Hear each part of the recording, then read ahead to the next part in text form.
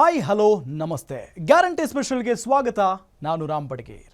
5 ವರ್ಷ ನಾನೇ CM, ಗೊಂದಲಗಳಿಗೆ full stop, ನಾನೇ ಅಧ್ಯಕ್ಷ, ಗಲಾಟೆಗಳಿಗೆ ವಿಜಯೇಂದ್ರ ಫುಲ್ ಸ್ಟಾಪ್, ಹೈಕಮಾಂಡ್ಗೂ ಮೊದಲೇ ಸಿದ್ದು ವಿಜ್ಜು ಘೋಷಣೆ. ಬ್ಯಾಕ್ಗ್ರೌಂಡ್ನಲ್ಲಿ ಏನಾಯಿತು? ರೆಬೆಲ್ಗಳ ಆಸೆಗೆ ತಣ್ಣೀರು, ಬಂಡೆ ಕನಸಿಗೆ ಡೈನಮೈಟ್. ಇದೇ ಈ ಹೊತ್ತಿನ ವಿಶೇಷ. ನಾನೇ ಸಿಎಂ, ನಾನೇ ಅಧ್ಯಕ್ಷ.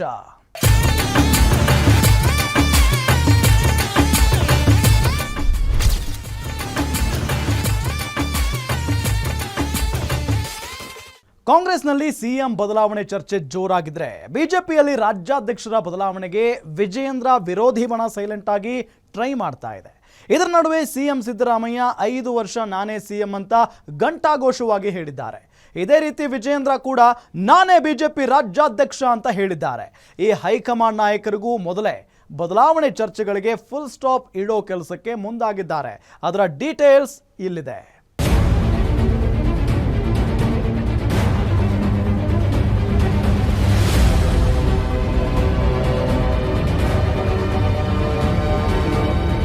ನಾನು ಹೇಳಿದಲ್ಲ, ಕಾಲಿಲ್ಲ, ನಾನು ಕೆಲಸ ಮಾಡ್ತಾ ಇದ್ದೇನಲ್ಲ.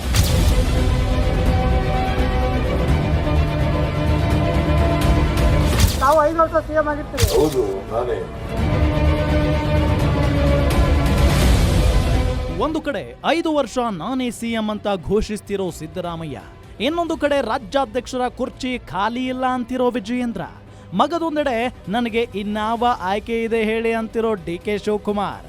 ಮೂವರು ನಾಯಕರ ಹೇಳಿಕೆಗಳು ಸದ್ಯಕ್ಕೆ ರಾಜ್ಯ ರಾಜಕೀಯದಲ್ಲಿ ನಡೀತಿರೋ ಬದಲಾವಣೆಯ ಚರ್ಚೆಗೆ ತೆರೆ ಎಳೆಯೋಕೆ ನೀಡಿದ ಹೇಳಿಕೆಗಳಂತಿವೆ. ಈ ಮುಖೇನ ಎರಡೂ ಪಕ್ಷಗಳಲ್ಲಿ ನಡೀತಿರೋ ಬದಲಾವಣೆಯ ಚರ್ಚೆಗೆ ಫುಲ್ ಸ್ಟಾಪ್ ಇಡಲು ಸಿದ್ದರಾಮಯ್ಯ, ವಿಜಯೇಂದ್ರ, ಡಿಕೆ ಶಿವಕುಮಾರ್ ಮುಂದಾಗಿದ್ದಾರೆ. ಈ ಮುಖೇನ ರಾಜ್ಯದಲ್ಲಿ ಸಿಎಂ ಬದಲಾವಣೆಯೂ ಆಗಲ್ಲ, ಬಿಜೆಪಿ ರಾಜ್ಯಾಧ್ಯಕ್ಷರನ್ನು ಬದಲಾವಣೆ ಆಗ್ತಾರೆ.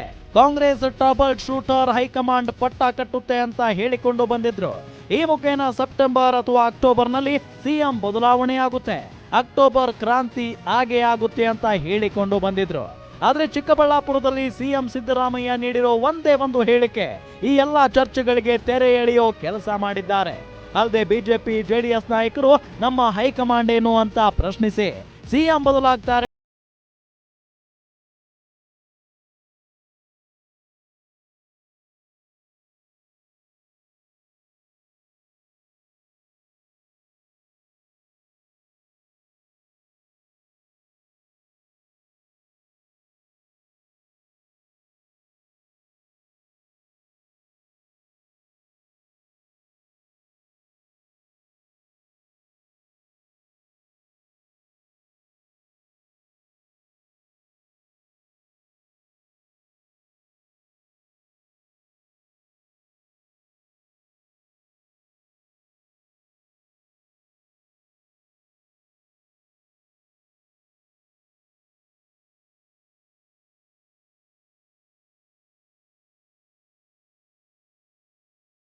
Party is not backing you, sir, right now because your supporters said you have sacrificed so much for the party. You have brought the party to power in the state. You fully contributed. I don't want to discuss anything.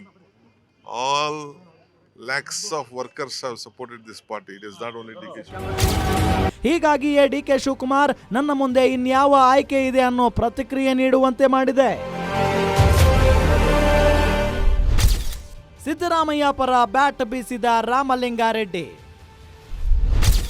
ಯಾವಾಗಲೂ CM ಆಗಬೇಕಿತ್ತು, ಈಗ ಆಗಿದ್ದಾರೆ ಅಷ್ಟೇ.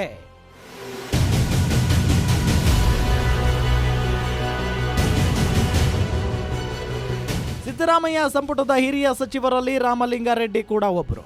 ಬೆಂಗಳೂರಿನ ಪ್ರಭಾವಿ ಕಾಂಗ್ರೆಸ್ ನಾಯಕರಾಗಿರೋ ರಾಮಲಿಂಗಾರೆಡ್ಡಿ ಸಿದ್ದರಾಮಯ್ಯ ಪರ bat ಬೀಸಿದ್ದಾರೆ. Siddaramaiah 1990ರ ದಶಕದಲ್ಲೇ CM ಆಗಬೇಕಿತ್ತು, ಆಗ ಅವರಿಗೆ ಅವಕಾಶ ಕೈತಪ್ಪಿತ್ತು. ಈಗ ಸಿಎಂ ಆಗೋ ಯೋಗ ಬಂದಿದೆ, ಅವರಿಗೆ ಸಿಎಂ ಆಗೋ ಎಲ್ಲ ಅರ್ಹತೆ ಇದೆ ಅಂತ ರಾಮಲಿಂಗಾರೆಡ್ಡಿ ಹೇಳಿದ್ದಾರೆ. ಈ ಮುಖೇನ ಸಿದ್ದರಾಮಯ್ಯ ಪರ ರೆಡ್ಡಿ ಬ್ಯಾಟ್ ಬೀಸಿದ್ದಾರೆ. ಸಿದ್ದರಾಮಯ್ಯನವರು ಅತ್ಯಂತ ಜನಪ್ರಿಯ ನಾಯಕರಲ್ಲಿ ಒಬ್ಬರು. ಎಲ್ಲ ಪಕ್ಷದ ನಾಯಕರನ್ನು ನೀವು ಕಂಪೇರ್ ಮಾಡಿದರೆ ಅತಿ ಹೆಚ್ಚು ಜನಪ್ರಿಯತೆ ಇರತಕ್ಕಂಥದ್ದು, ಜನನಾಯಕರಂತ ಹೆಸರಿರ್ತಕ್ಕಂಥದ್ದು ಸಿದ್ದರಾಮಯ್ಯನವರಿಗೆ.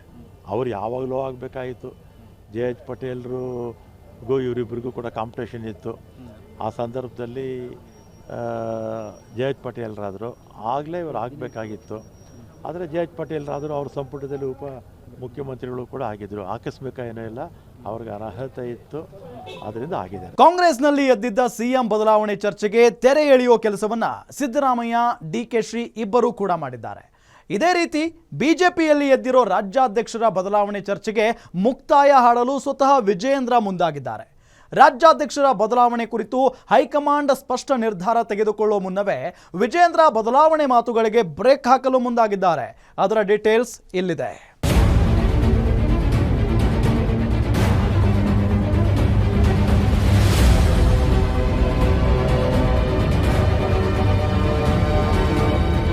ಕರ್ನಾಟಕ ರಾಜ್ಯ ಬಿಜೆಪಿ ಅಧ್ಯಕ್ಷರ ಸ್ಥಾನ ಖಾಲಿದೆ ಅಂತ ಯಾರು ಹೇಳಿದ್ದಾರೆ?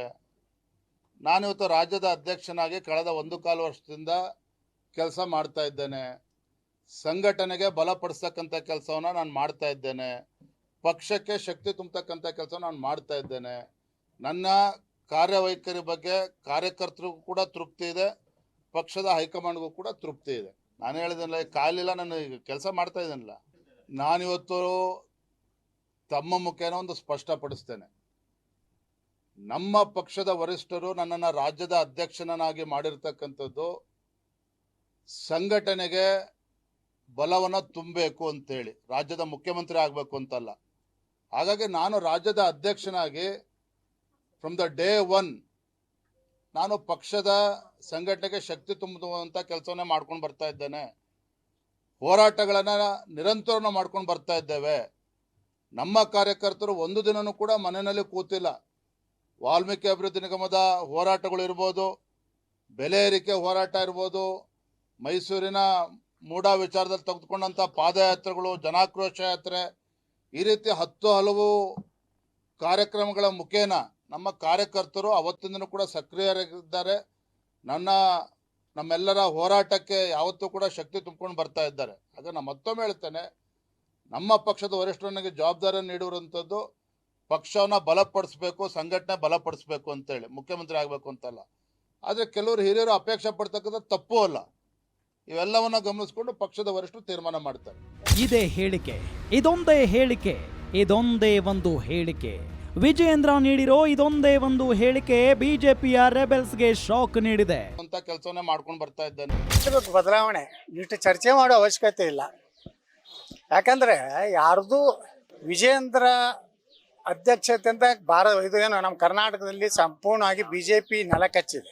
ಲೋಕಸಭಾ ಕ್ಷೇತ್ರದಲ್ಲಂತರೂ ಹೀನಾಯವಾಗಿ ನಾವು 10 ಮತಕ್ಷೇತ್ರಗಳು ಇವರು ಒಳ ಒಪ್ಪಂದದಿಂದ ಚಾಮರಾಜನಗರ, ತುಮಕೂರಿನಲ್ಲಿ ವಿರೋಧ ಮಾಡಲಿಕ್ಕೆ ಪ್ರಯತ್ನ ಮಾಡಿದ್ರು, ಚಿಕ್ಕಬಳ್ಳಾಪುರನಲ್ಲಿ ಕೆಡವಲಿಕ್ಕೆ ಪ್ರಯತ್ನ ಮಾಡಿದ್ರು, ಅದೇ ರೀತಿ ಕಲಬುರಗಿ, ಬಿದರು, ರಾಯಚೂರು, ಕೊಪ್ಪಳ, ದಾವಣಗೆರೆ. ಕೊಪ್ಪಳದಲ್ಲಿ ಅಂತರೂ ವಿಜಯೇಂದ್ರನ ಒಬ್ಬ ಚೇಲಾದಾನಲ್ಲಿ ಬಿಜೆಪಿ ಒಳಗೆ. ಆತ ರಾಘವೇಂದ್ರ ಹಿಟ್ನಾಳ ಅಣ್ಣ ಆರಿಸಿ ಬರಲಿ ಅಂತೇಳಿ ವಿಜಯೇಂದ್ರ ಜೊತೆ ಡೀಲಿಂಗ್ ಮಾಡಿಕೊಂಡು ಇವತ್ತು ಕ್ಯಾಂಡಿಡೇಟ್ಗೆ ಹಾಕಿ ಕೊಪ್ಪಳ ಸೋತೀವಿ. ಬಿದರ್ ಸೋಲಿಕ್ಕೆ ಎಲ್ಲ ವಿಜಯೇಂದ್ರನ ಚೇಲಾಗಳು ಏನು MLA ಇದ್ರು ಅವ್ರು ಎಲ್ಲರೂ ಈಶ್ವರ ಖಂಡ್ರೆ ಕೂಡ ಒಪ್ಪಂದ ಇನ್ನಾದರೂ ಈಶ್ವರ ಖಂಡ್ರೆ ಮನೆಯಾಗೆ ಇರ್ತಾರೆ. ರಾತ್ರಿ ಮುಂಜಾನೆ 6ಕ್ಕೆ ಹೋಗ್ರಿ ಎಲ್ಲ ಇವತ್ತು ಹೆಚ್ಕೊಂಡು ಕೂತಿರ್ತಾರೆ, ನಾವು ವೀರ ಸಾಹೇಬ್ರು ನೀವು ವೀರ ಸಾಹೇಬ್ರು ಅಂತೇಳಿ. ದಾವಣಗೆರೆ ಅಂತೂ ಜೀವಂತ ಸಾಕ್ಷಿ. ಇವತ್ತು ಯಾರು ಮಲ್ಲಿಕಾರ್ಜುನಪ್ಪ ಅಂತೇಳಿ ಸಿದ್ದೇಶ್ವರ್ ಏನು ಲೋಕಸಭಾ ಸದಸ್ಯರು, ತಂದೆಯವರು ಲೋಕಸಭಾ ಸದಸ್ಯರು ನನ್ನ ಜೊತೆಗಿದ್ರು. ಅವರು ಕರ್ನಾಟಕದಲ್ಲಿ ಮೊದಲು ಯಡಿಯೂರಪ್ಪಗೆ ಕಾರ್ ಕೊಟ್ಟು ದುಡ್ಡು ಕೊಟ್ಟು ಪಾರ್ಟಿ ಕಟ್ಟಲಿಕ್ಕೆ ದೊಡ್ಡ ಸಹಾಯ ಮಾಡಿದವ್ರು ಯಾರಪ್ಪ ಅಂದರೆ ಸಿದ್ದೇಶ್ವರ ತಂದೆ ಜಿ ಮಲ್ಲಿಕಾರ್ಜುನಪ್ಪನವರು. ಅವ್ರ ಸೊಸೆಯನ್ನು ಸೋಲಿಸಿದ್ರು ಇದೇ ವಿಜಯೇಂದ್ರ. ಈಗ ಮೊನ್ನೆ ಹೇಳ್ಯಾರಲ್ಲ, ಒಬ್ಬ ಕಾಂಗ್ರೆಸ್ಸಿನ ಶಾಸಕರೇ ಡೀಲಿಂಗ್ ಮಾಡ್ಕೊಂಡಾನ ನಮ್ಮ ಅವನು ವಿಜಯೇಂದ್ರನ ಚೇಲಾತ ಮಾಡ್ಕೊಂಡು ಮತ್ತು ಅವ್ರು ಇಲೆಕ್ಷನ್ ಮಾಡ್ಯಾರ, ಕೋಟಿಗಟ್ಟಲೆ ಹಣ ತೊಗೊಂಡಾರ. ತಾವೇ ಹೇಳ್ಯಾನ ಯಾರು ಯಾವಾಗ ಎಟ್ಟೆಟ್ಟು ಕೊಟ್ಟಿವಿ ರೊಕ್ಕ ಅನ್ನೋದು ಹೇಳ್ತೀನಂತೆ, ಯಾವ ದೇವಸ್ಥಾನ ಆದರೂ ಹೋಗ್ಲಿಕ್ಕೆ ತಯಾರದೇನಂತ ಹೇಳ್ಯಾರ. ಯಾರು ಅವ್ರು ಚನ್ನಗಿರಿ MLA ಶಿವಗಂಗಾ ಬಸವರಾಜ್ ಅವ್ರು ಹೇಳ್ಯಾರ. ಮತ್ತು ಇಟ್ಟೆಲ್ಲ ಇದ್ದ ಮ್ಯಾಗೂ ವಿಜಯೇಂದ್ರನ ಮುಂದುವರಿಸ್ತೀವಿ ಅಂದ್ರೆ ಅದೇನೋ ಆತ್ಮಾಹುತಿ ಮಾಡ್ಕೊಂಡಂಗೆ BJP.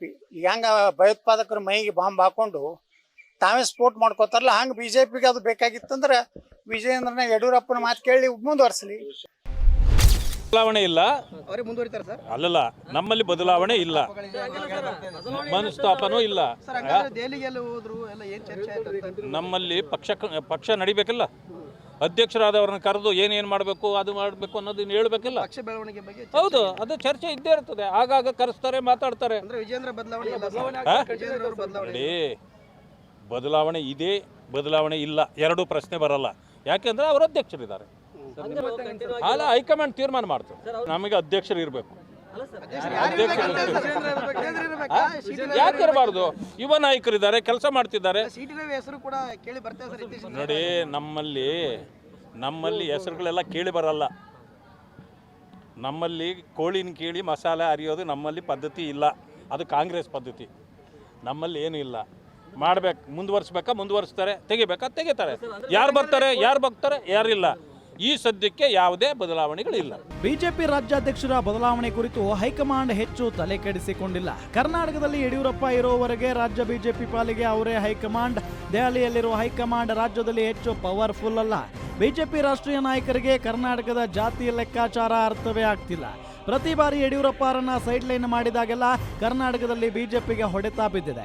ದೇಶದ ಬೇರೆ ಬೇರೆ ರಾಜ್ಯಗಳಲ್ಲಿ ಯಾವುದೇ ಒಬ್ಬ ನಾಯಕ ಪವರ್ಫುಲ್ ಆಗ್ತಿದ್ದಾನೆ ಅಂದ್ರೆ ಅವರನ್ನ ಸುಲಭವಾಗಿ ಸೈಡ್ ಲೈನ್ ಮಾಡೋ ಸಾಮರ್ಥ್ಯ ಬಿಜೆಪಿ ಹೈಕಮಾಂಡ್ಗಿದೆ. ಆದರೆ ಕರ್ನಾಟಕದಲ್ಲಿ ಯಡಿಯೂರಪ್ಪರನ್ನ ಸುಲಭವಾಗಿ ಸೈಡ್ ಲೈನ್ ಮಾಡೋಕೆ ಆಗ್ತಿಲ್ಲ. ಹೀಗಾಗಿ ಸದ್ಯಕ್ಕೆ ಪರಿಸ್ಥಿತಿಯನ್ನ ನಿಭಾಯಿಸಲು ಹೈಕಮಾಂಡ್ ಗಮನ ಕೇಂದ್ರೀಕರಿಸಿದೆ. ಹೀಗಾಗಿಯೇ ಯಾರೇ ರೆಬೆಲ್ ಆದರೂ ರಾಜ್ಯದ ವಿಚಾರದಲ್ಲಿ ಅಳೆದು ತೂಗಿ ನಿರ್ಧಾರ ಕೈಗೊಳ್ಳುತ್ತಿದೆ. ಒಟ್ನಲ್ಲಿ ರಾಜ್ಯದ ಎರಡೂ ರಾಷ್ಟ್ರೀಯ ಪಕ್ಷಗಳಲ್ಲಿ ಶುರುವಾಗಿದ್ದ ಬದಲಾವಣೆಯ ಚರ್ಚೆ ಸದ್ಯಕ್ಕೆ ಎಂಡ್ ಆದಂತೆ ಕಾಣ್ತಿದೆ. ಹೀಗಂತ ಇದು ಶಾಶ್ವತವಾಗಿ ತೆರೆಮರೆಗೆ ಸರಿಯುತ್ತೆ ಅಂತ ಹೇಳೋಕೆ ಸಾಧ್ಯನೇ ಇಲ್ಲ. ಯಾಕಂದ್ರೆ ಶೀಘ್ರದಲ್ಲೇ ಬಿಜೆಪಿ ರಾಷ್ಟ್ರೀಯ ಅಧ್ಯಕ್ಷರ ಬದಲಾವಣೆ ಆಗಲಿದೆ. ಆಗ ಮತ್ತೆ ರಾಜ್ಯ ಬಿಜೆಪಿಯ ರೆಬೆಲ್ ಬಣ ಅಧ್ಯಕ್ಷರ ಬದಲಾವಣೆಗೆ ಒತ್ತಾಯಿಸೋ ಸಾಧ್ಯತೆಗಳಿವೆ. ಆಗ ಪರಿಸ್ಥಿತಿ ಹೇಗಿರುತ್ತೆ ಅನ್ನೋದಕ್ಕೆ ಕಾಲವೇ ಉತ್ತರ ನೀಡಲಿದೆ. ಇದಾಗಿತ್ತು ಈ ಹೊತ್ತಿನ ವಿಶೇಷ. ನೋಡ್ತಾ ಇರಿ ಗ್ಯಾರಂಟಿ ನ್ಯೂಸ್, ಸುದ್ದಿ ಖಚಿತ, ನ್ಯಾಯ ನಿಶ್ಚಿತ.